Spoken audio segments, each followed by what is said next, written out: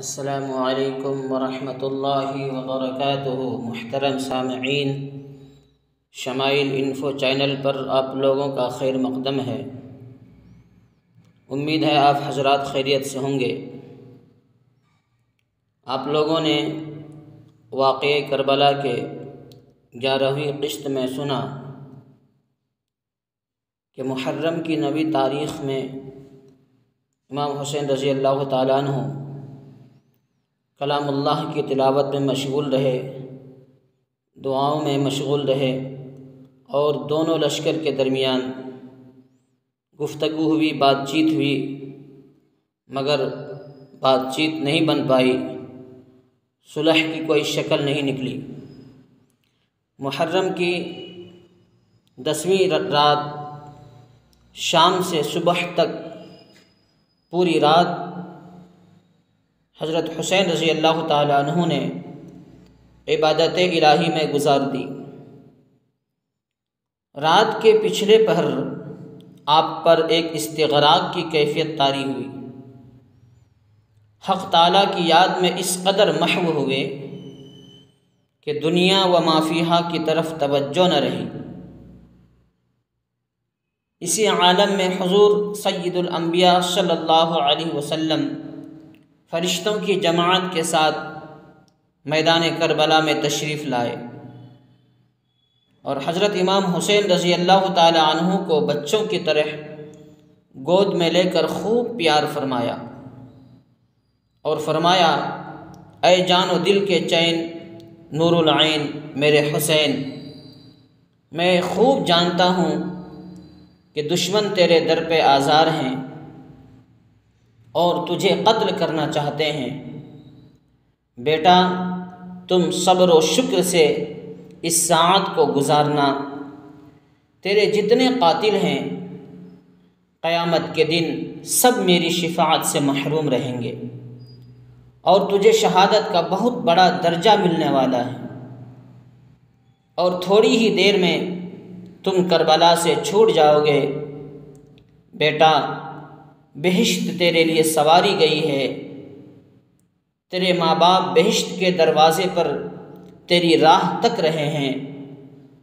یہ باتیں ارشاد فرما کر حضور نے پھر حضرت امام حسین رضی اللہ تعالی عنہ کے سر اور سینے پر ہاتھ مبارک پھیر کر دعا فرمائی، اللہم اعط الحسین صبرا و اجرا، اے اللہ میرے حسین کو صبر و اجر عنایت عطا فرما۔ حضرت امام حسین رضی اللہ تعالیٰ عنہ جب اس استغراق اور مکاشفے سے چونکے اور اہل بیت سے یہ سارا ماجرا بیان کیا تو سب حیرت سے ایک دوسرے کا منہ تکنے لگے۔ اسی درمیان امام حسین رضی اللہ تعالیٰ عنہ سے چند کرامتیں ظاہر ہوئی کہ محرم کی 10ویں تاریخ کو امام حسین رضی اللہ تعالی عنہ نے خیمے کے ارد گرد جو خندق کھدوا رکھی تھی وہ لکڑیوں سے بھروا کر اس میں آگ روشن کر دی تاکہ حرم شبخوں وغیرہ سے محفوظ رہیں اور دشمن خیمہ تک نہ پہنچ سکے۔ اس یزید بے دین نے آگ روشن دیکھ کر کہا، اے حسین، آتش دوزخ سے پہلے ہی تم نے اپنے آگ کو آگ میں ڈال لیا ہے، معاذ اللہ۔ حضرت امام حسین رضی اللہ تعالی عنہ نے اس یزیدی سے فرمایا، کذبت یا عدو اللہ، اے دشمن خدا تو نے جھوٹ بولا۔ پھر آپ نے رو بقبلہ ہو کر فرمایا، اللہم اجرہ الی النار، اے اللہ اس یزیدی کو آگ کی طرف کھینچ دے۔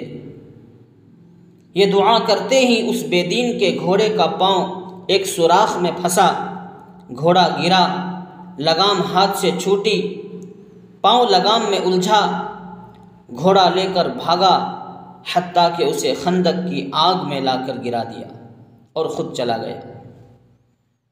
حضرت امام حسین رضی اللہ تعالی عنہ نے سجدہ شکر ادا کیا اور سر اٹھا کر بآواز بلند فرمایا، الہی ہم تیرے رسول کی آل ہیں، ہمارا انصاف ظالموں سے لینا۔ اتنے میں ان کی دوسری کرامت بھی ظاہر ہوئی۔